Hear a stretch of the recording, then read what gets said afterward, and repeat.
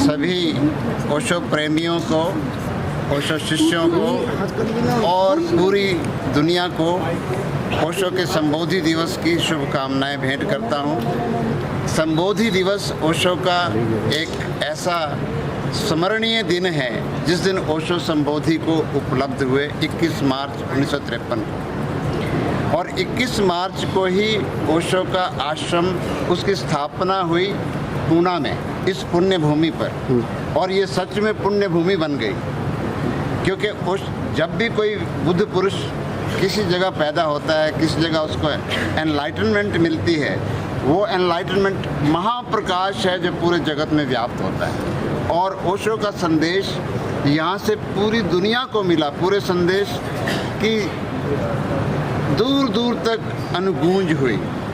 ये वो स्थान है, और पूना जाना जाता है पूरे विश्व में ओशो आश्रम के कारण, ओशो कम्यून के कारण। पूरी दुनिया जानती है कि यहाँ एक बुद्ध पुरुष हुए थे, और आने वाले हज़ारों साल तक जाना जाएगा। लेकिन हमारे जो इस समय ट्रस्टी हैं ओशो आश्रम में, वो ओशो की स्मृति को भी मिटा देना चाहते हैं। उनके फ़ोटो हटा देना चाहते हैं, उनकी समाधि की चर्चा नहीं करना चाहते, उनके अन्य जन्म दिवस की चर्चा नहीं करना चाहते, ओशो गुरु पूर्णिमा नहीं मनाने देते। तो ये सब जो हो रहा है, इसलिए हमें इतने मित्रों के साथ बाहर उत्सव करना पड़ रहा है, जबकि हमारा आश्रम कोरेगांव पार्क में बहुत सुंदर आश्रम है, और वो आश्रम बना है सारी दुनिया से आए पैसे के सहयोग से, उनके अनुदान से बना है, उनका किसी की निजी प्रॉपर्टी नहीं है। वो आप कोशिश करेंगे उधर जाने की? था कि आपको समाधि का दर्शन नहीं करने दिया था बिकॉज आप लोगों ने माला पहनी थी और उनके रूल्स में नहीं बैठता है। तो क्या आप कल जब दर्शन करने जाएंगे, आपको लग रहा है कि आपको समाधि का दर्शन मिलने जाएगा? देखो, हम उम्मीद करते हैं कि उनको थोड़ी सी भावना जगी होगी जब इतने सारे लोग यहाँ आए हैं। उन सब को निराश करना कितना अपमानजनक है, कितना संवेदन शून्यता की बात है, संवेदनहीनता की बात है। जब इतने प्रेमी दुनिया भर से यहाँ एकत्रित हुए हैं, इस देश से नहीं और जगह से भी आए हैं, नेपाल से आए हैं, चेकोस्लोवाकिया से आए हैं, अमेरिका से आए हैं, ये सब लोग जो आए हैं वो इस भावना से आए हैं कि उनको समाधि के दर्शन करने मिले। और उनके ऊपर ये कल्पित नियम थोपना जो इन्होंने ही बनाए हैं, ओशो ने कभी नहीं बनाए थे। ओशो ने ऐसे नियम कभी नहीं बनाए थे कि मेरा सन्यासी आए और माला ना पहने। उन्होंने कहा ये तो घोषणा है कि तुम मेरे लोग हो जब तुम माला पहनते हो। This is how people know that you are my people, that when you wear the माला।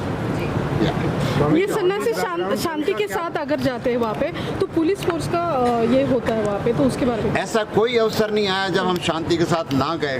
हम हमेशा ही शांति के साथ जाते हैं। या तो हम कीर्तन करते हैं कभी कभी, या मौन खड़े रहते हैं, लेकिन हमें उनके जो बाउंसर के ही दर्शन होते हैं वो तो दिखाई नहीं पड़ते हैं। तो ये हम कोई हमारा रिकॉर्ड भी नहीं है ऐसा कि कितनी बार आए हो, हमने कभी कोई उपद्रव किया हो, कुछ नहीं किया है। लेकिन वो एक पैरानोया जो होता है उसमें जीते हैं कि पता नहीं इतने सारे लोग आए हैं तो उनका क्या होगा। तो उनको भय रखने की ज़रूरत नहीं है, और सिर्फ हार्दिक ढंग से, भावनापूर्ण ढंग से, बोधपूर्वक ढंग से आश्रम को चलाने के लिए सही लोग चाहिए, और वो अभी सही लोग नहीं हैं, क्योंकि उन्होंने इसको समाधि को ही आदर नहीं दिया है। आप ओशो की इस समय एक समाधि तो है ही, साथ में 5 और समाधियां हैं वहाँ पर। ये समाधि स्थल है ये हमारा।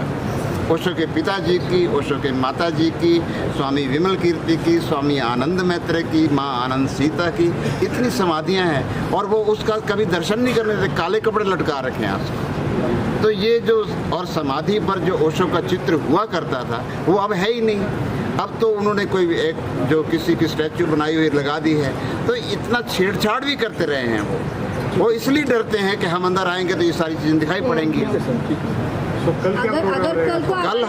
कल हम 9 बजे से वहाँ शांतिपूर्वक ढंग से अपने प्रवेश के लिए हम बनवाएंगे, अपना कार्ड रजिस्ट्रेशन करवाएंगे, सारे लोग जाएंगे, लेकिन माला सहित जाएंगे, क्योंकि माला हमारा संवैधानिक अधिकार तो है ही, साथ में हमारे गुरु की दी हुई अनुपम भेंट है। वो हमारे ट्रांसफॉर्मेशन का, रूपांतरण का प्रतीक है।